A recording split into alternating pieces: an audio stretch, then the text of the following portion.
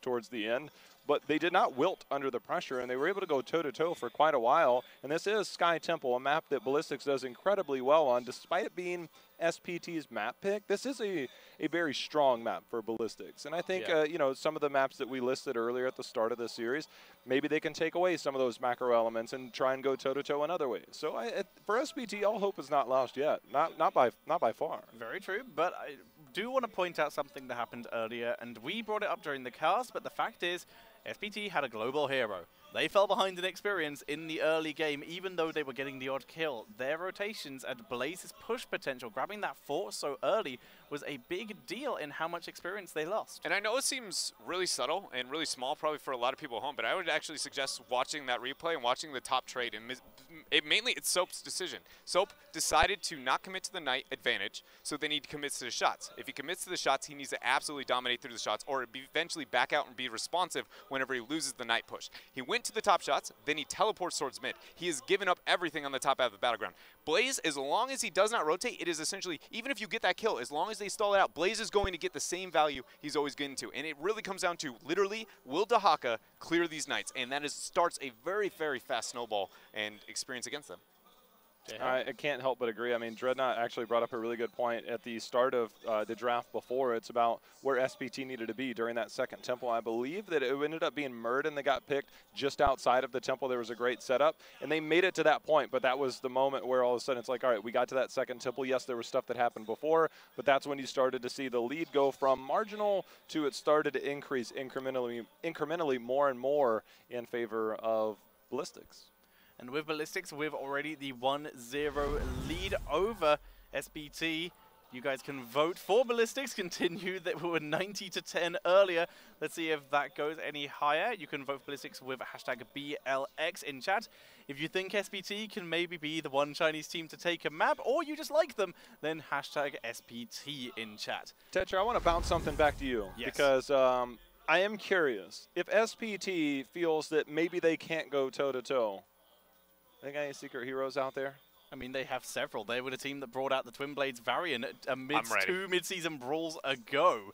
That's when they were the unusual team, back when E-Star were the team to be the top of the table. SPT would bring out unusual picks to try and deal with this.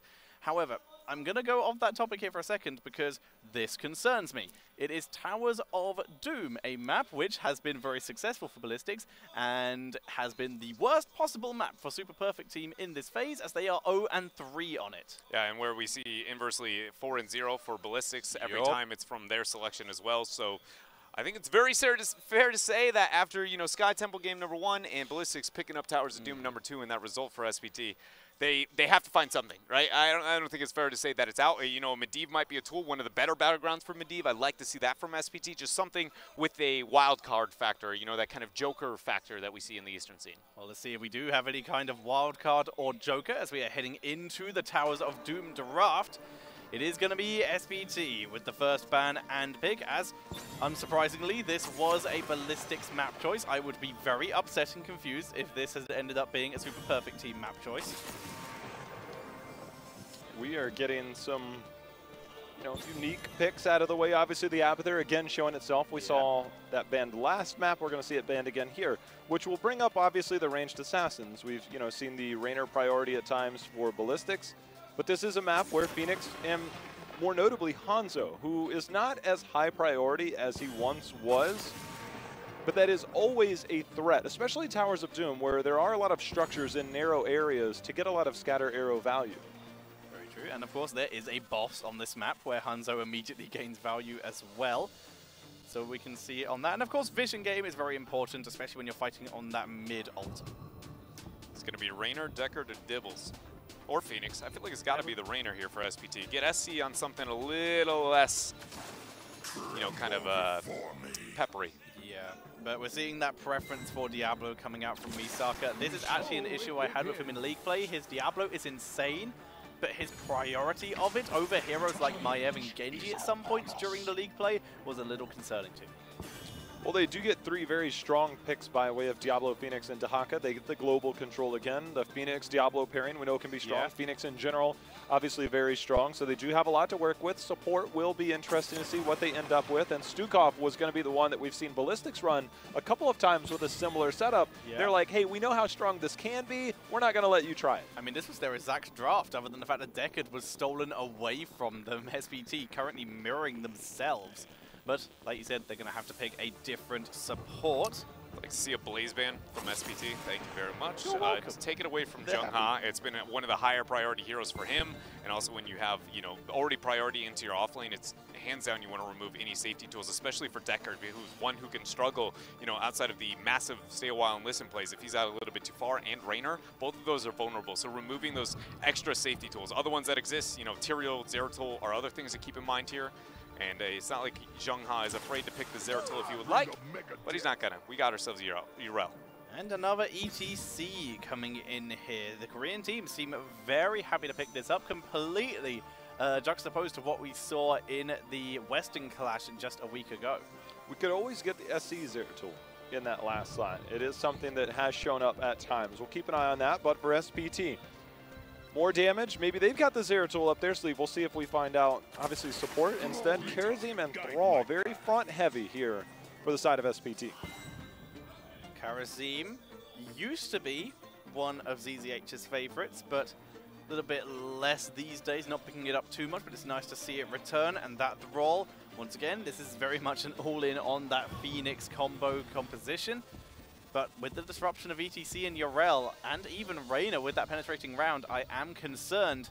But let's see how Ballistix are going to finish out their draft. You mentioned the potential for Zeratul, but we're sticking with Junkrat. Even more disruption and fantastic poke to deny those ulters. And it's not going to be able to match Soap on that Dahaka at the exact same range, but definitely will be able to keep up close enough to probably, you know, not be too concerned by the fact that we do see that global advantage on the other side. Globals on this battleground a little bit different than Sky Temple, always relevant to the kind of impact that you can have. It is a lot more oppressive always when you have the lead, but it's definitely not nearly as, you know, difficult if you end up falling on the back foot. And we do have that counter global potential as well of ETC if he wants to go into that stage dive, which you have the potential interrupts from Dahaka, from Thrall technically, depending on if SPT hit their heroic second or even if they're willing to delay. The Sunder, but outside of that, there's not a lot of options. I'm going to be true. honest, there's not a lot of options. You know, I do want to highlight one thing that Junkrat does do really well in this is that Junkrat, there's a lot of aggression coming forward. Obviously, there's a lot of melee. And so you'll get good poke value, you'll get the concussion mine, but it's always a matter of you've got that fear of what could come behind you by way of Dahaka. And the one thing that Junkrat players can do very well is to set those steel traps in the bushes in those moments behind you. So you can always play more towards one side. That way you have the fear of, okay, if Dahaka comes in, can he get onto me? You have that moment's notice. You can hear it. And you always have that spatial sound, but it could be one bush or the other. You keep one protected. You keep everybody protected, and you can move out accordingly. Yeah. Pre-13, especially when you don't have those concussion mines on short cooldown. So that is something where Junkrat does have some added value for this composition, to be careful of the flank. One thing, you know, kind of on the opposite side of the coin, though, that I feel like I see when we do end up getting that Junkrat coming through, is that we know that it's going to be Diablo Karazim. That, I mean, they single-handedly, one stun, I'm pretty confident that those two might be able to just 100-0 Junkrat on their own. That's Warrior and support. So it's like, as long as we see them play very calculated, which is Ballistix, probably understandably will, but it is one of those kind of cool moments where it is at least a little bit risky. Yeah. With SPT's comp. Even with that very convincing performance from Ballistix, we only see a single percentage more going over to Ballistix, 91 instead of 90. That means we only have like the, you know, 1% of, I don't know if I'm an SPT, I don't know if I like the Chinese region, you know, where the 9%, they're not moving, man. We can depend on the core there of China. That's most of the crowd out there. See that 9% on Mondays, Tuesdays, and Wednesdays for HGC China. As we're going to head into the game, ladies and gentlemen, it is game number 2 between Ballistix and Super Perfect Team, and we're heading to Towers of Doom.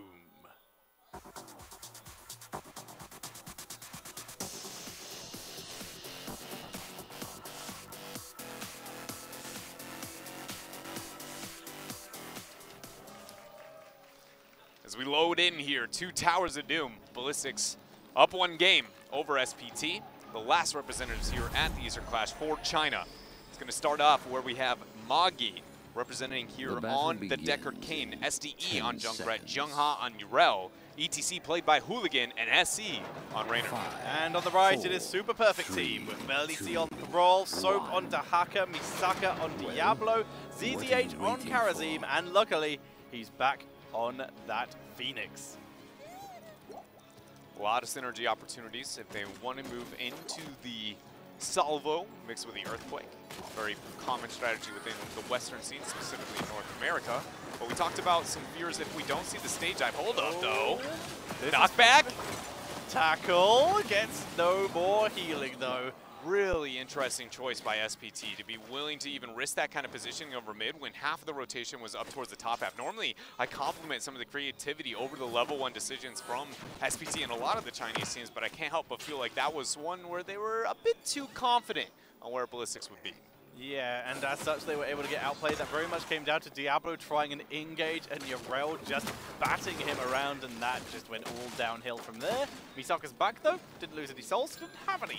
And as such, he's able to return and begin gathering and clearing those lanes. So we find a bit of a kind of awkward, almost 2-1-2 attempt, if you will, so far here by SPT, with the Karazim rotating between the two. ZZH unsure if we want to commit to a full 1-3-1. Either way, what I'm trying to highlight, I guess, by this, with that, kind of statement is really the fact that the laning situation not going to provide anything too proactive by SPT. They don't have a comp that thrives in a 2-1-2 environment. At best, you could argue it's a 1-3-1, and with the slow cap onto their mercenaries, I can't help but feel like Ballistix is just going to look for a full invade here, or at least demand it to Haka brushed on. They're going to say hello. Concussion mine already down, scroll the ceiling lands, and it looks like Ballistix are there it is. Willing to back up. Dahaka stays. And they just let this go. Concussion mine drops, but Misaka was caught in the root instead. So they don't land it. Misaka goes in. Misaka goes down. There he goes. Yeah, that was a little bit too far out there. SPT was trying to abuse the fact, though, that they had a little bit of a wave clear advantage for a small time frame with Soap and make the transition down. I would have liked to see Soap maybe get the brush stock in if they were going to contest that fight for as long as they were. But either way, minions and things here pressuring towards SPT's base. And Ballistix, with the 2 kills that they have, are likely going to do what they do best here, which is just right-click your base and rip it apart, much like they did in last game. I mean, pre-10, we looked at almost 2 forts down last game. I mean, at least they can't just keep 5-man team wipe you and go for the core on this map, because it is not possible. Yeah, instead, you can just 6-man, 6 ulti cap instead. It's one of those situations to where I can't help but if I love it or I hate it when playing at the other side. Sometimes you want mercy, Tetra. Yeah. Sometimes you want mercy, and Towers of Doom, it shows none. Yeah, in some cases, like, obviously you can't get core rushed, but you can certainly get 6 bell tower capped, and that can be a nightmare. As we do see the altars beginning to spawn. Dahaka has so far been left alone up in the top lane. Only 3 heroes down here for SPT. They might just try for a delay tactic here with Dahaka soaking, as is Diablo. Neither one to go for the ulti yet. Dahaka's finally rotating down there. Yarel already taking her side. Yeah, the biggest problem there by SPT, I feel like, was the fact that Diablo was willing to show himself mid. If they feign that information and don't show him, Misaka might be able to, contest bottom and stall it out a little bit longer. But the minute you go, all right, I got the Haka top, I've got Diablo mid, it's very easy. Nice route into concussion mine there. Not going to net much for Ballistix here, but can't help but feel like they are gaining that momentum, much like we saw. Slow and steady here, and then we find that usually around 12-13 window where Ballistix go, all right, we're ready to win this game and make it not look even close. Speaking of not close, Merlisi is not close to surviving. Down he goes. Nice little pickup, 3-0 in terms of kills. Ballistix just finding people over and over again. They're beginning to move further ahead, even with that soak instead of the objective that SPT have. They're almost a full level behind at 4 minutes for it. Yeah, and if you notice that SPT's making some interesting opportunities available on the top half of Towers of Doom because they're struggling so much with the control onto the lower section. And on maps like Dragonshire, that is, as I've talked about, China was able to plus that out. Hold on, Misaka should be able to get out of this. Hooligan trying to get the body blocks. Flip over. A lot of damage coming through, but now SDE might be the one out too far. ZZH. He's gone very aggressive, gets pushed and taken out. Double stun from Hooligan, and a potential kill on Hooligan has turned into a double. Let's make it a triple. No, Misaka escapes, but that was a good turnaround by Ballistix. Yeah, it very much was. Great job here by Ballistix to be able to bait some of that rotations out by SPT. And I just said in my last statement that, you know, we might be in a situation where, you know, slow and steady till they hit the 12s. Ballistix wasn't waiting around this time. They're ready to make this game very, very much theirs fast. With how big of an advantage they have, it's likely going to be, you know, at least bottom bell tower control, maybe cycle over to the middle lane, or a high, you know, a very early boss play. Either way, SPT's base is going to receive a lot of damage over the next couple of seconds. Steel trap land, power slide onto Melody C. So risky. Just dodges out of the scroll of ceiling. Luckily, is dueling, taking out this mercenary camp on the way through. 1 to 2 kills is all that Ballistix need in this fight whatsoever, and then it'll hit the 10 spike to a full wipe. If SPT fails this, they're going to lose so much. Oh my gosh, a lot of damage though with that stun against the wall. Misaka aggressing a bit farther. Zheng Ha is going to take quite a bit of damage there, but the heal is going to allow him to get safe. Soap actually got knocked up by the concussion mine in range to get a drag on a SC, but was able to hit the penetrating round and hold zone here. Channel now started by ZZH. Interrupted by SPE, at least for the moment. Zheng comes in. He will get the interrupt. ZZH just cancels and dives in. Melody C is so far forward. Gets a quick heal and speed through from ZZH, but SC picks up the kill. Now they have the 10 spike as well. There's going to be the second one. Here comes the third. I'm not going to lie. I actually feel like there was a little bit of baiting done by Ballistix here over that last skirmish. Stay a while and listen is going to be enough to get the kill. Hooligan, well, he had the body block. He actually went for the mosh pit there. It got interrupted by the flip over. Doesn't matter though, as Misaka is completely alone. Down he goes. Dahaka has given up and has moved to top lane to soak some XP because they need some kind of late game comeback potential. Junkrat delays his capture for the extra shots. It's going to be 5 shots going onto the core of Super Perfect Team. Yeah, I feel like Ballistix may even intentionally kind of stalled that out a little bit longer to get closer to the 10 spike. So instead of the double kill, it would only taken the 1 and giving SPT a false sense of security. But they volunteered for that very high risk, low reward type situation, and now they very much are going to have to pay for it. Man. It's tough. I'm trying to find the solutions, right? Like, I normally want to be like, well, that pressure towards the top half of the battleground. Oh my god. 0 ping, by the way. CSC pulls back. Able to stay alive after a very aggressive move in by SPT. Hooligan still does have the mosh pit after the last skirmish. We're yet to see what Junkrat is going to commit to when it comes to his heroic either. Misaka, Sundering goes through. That's going to be one dead SC.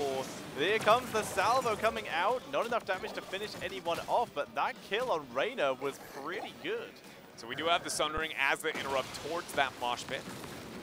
I mean, they needed something. Oh, yeah, they absolutely did. They do have the isolation as well. Those are tools we'll see the SPT is going to be able to rely on. And now with this downtime, with SP being dead, SPT needs to get some kind of conversion.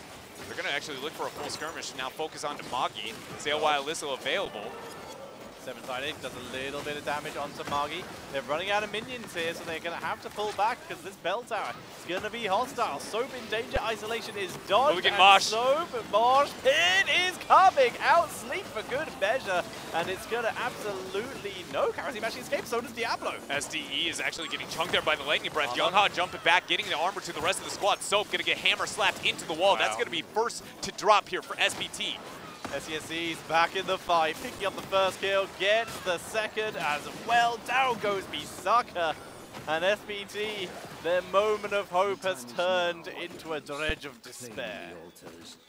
Bell tower conversion and control for Ballistix is going to allow 4 or 5 shots consumed by Hooligan down below, setting the core to SPT down to 22 HP. Normally, you would say, well, that is the beauty of Towers of Doom. You have the opportunity to wait for the later stages of this game, but that advantage in shots this early, mixed with the experience advantage so heavily for Ballistix, and more importantly, the map control and global advantage is not that big of a concern for a point that I was trying to say before we got a lot of action earlier, and that is the siege capabilities and conversion. Even if the SPT focuses on top and get it into their favor, Ballistix has enough siege capabilities to make it happen and get rid and control that back into their favor. Rainer for the siege, Junkrat for the lane prep. It's actually not that difficult for them to get it back. Isolation dodged once again. Soap is having a shocker with trying to land these thanks to the amazing dodges of Ballistix. And as such, bot remains in control. No counter comeback XP kills for SPT yet. 1 kill to 11. Yeah, Hooligan may be out a little bit too far, though. 7-sided strike with the flip over. Oh, my. The heal was almost enough there, but the lightning breath mixed with the sundering. We got the brush shot coming in the trunk. We see the salvo, but look at that concussion mine. SDE barely escapes Muggy's on the run. Soap gets the drag, luckily in range, and Muggy's taken out. Did I say comeback XP? I think I did. Yes, as SPT pick up something. But there's so much left to do here. It is definitely the silver lining, but SPT has to paint this map red. They need so much control. Bell tower control with that bottom half of the battleground. We still see there is about a 10-second difference before Ballistix between the Rainer and to the Decker, but that is 8 seconds different than the Altars. They absolutely needed to get that invade as a 5-man unit. Otherwise, it's just going to be an even match on the bottom half of the battleground, and all they can claim for themselves is 1-4.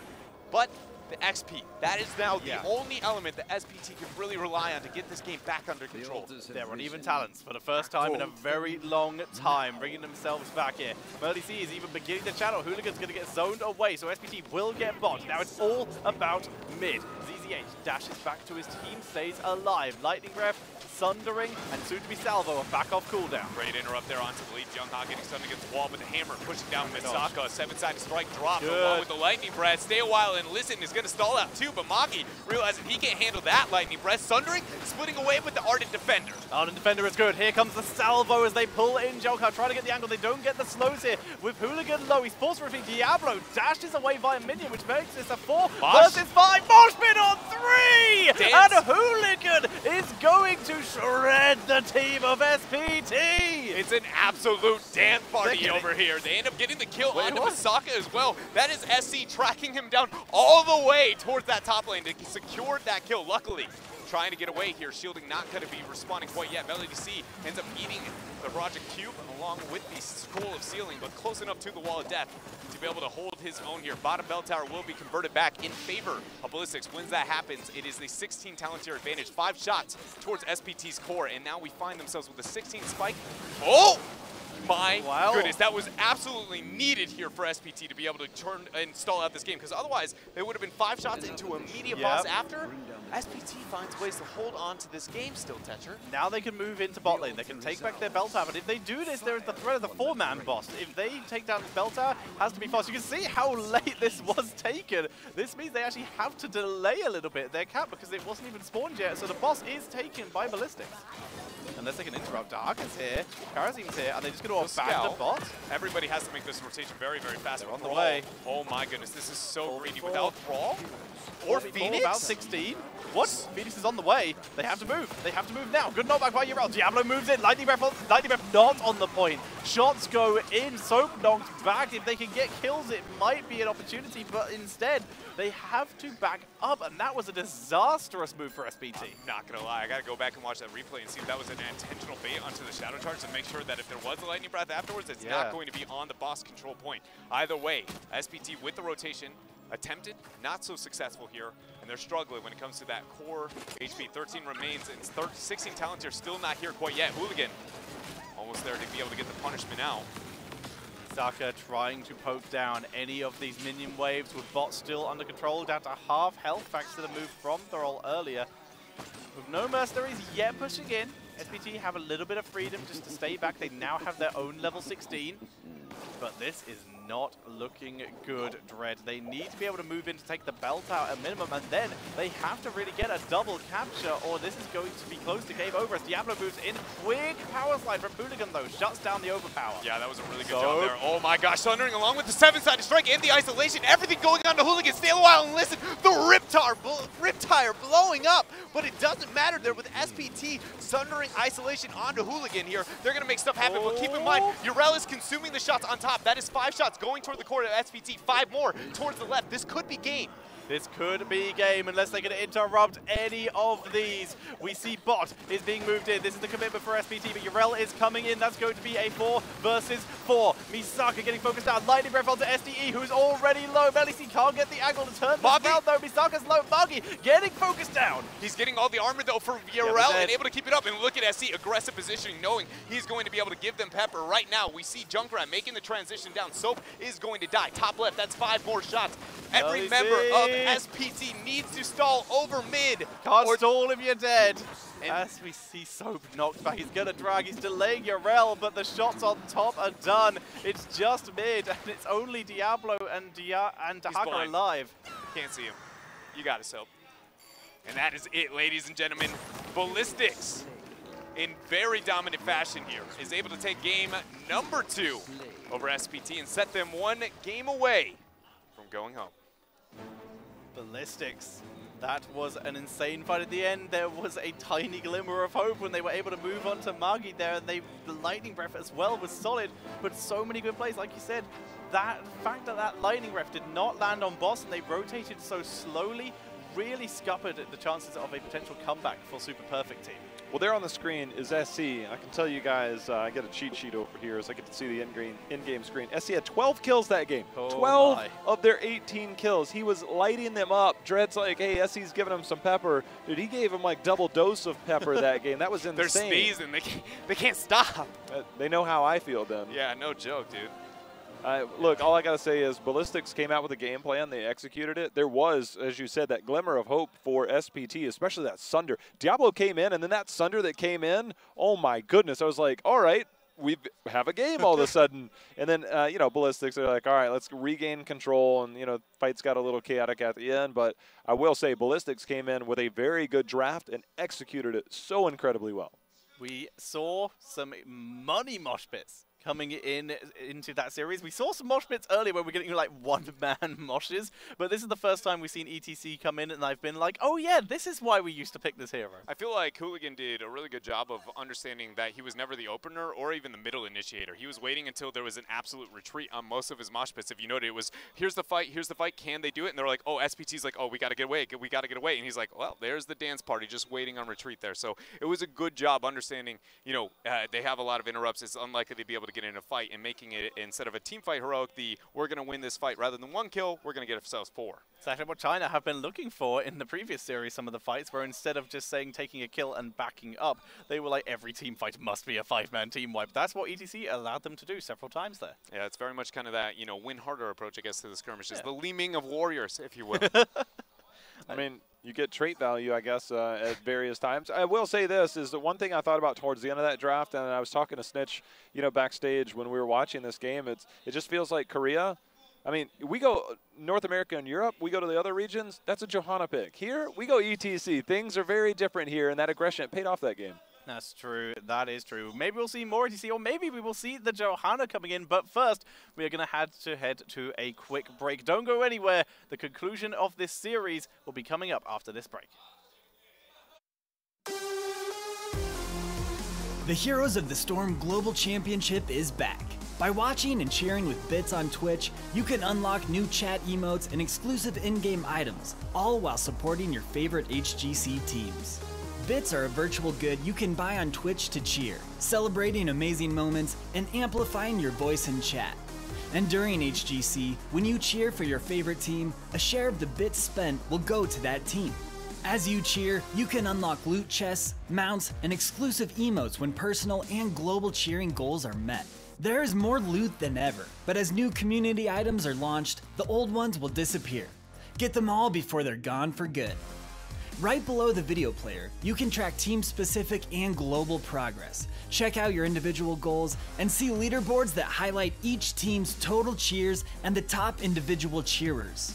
To get started, buy some bits by clicking on the bits gems at the bottom of chat and selecting Get Bits.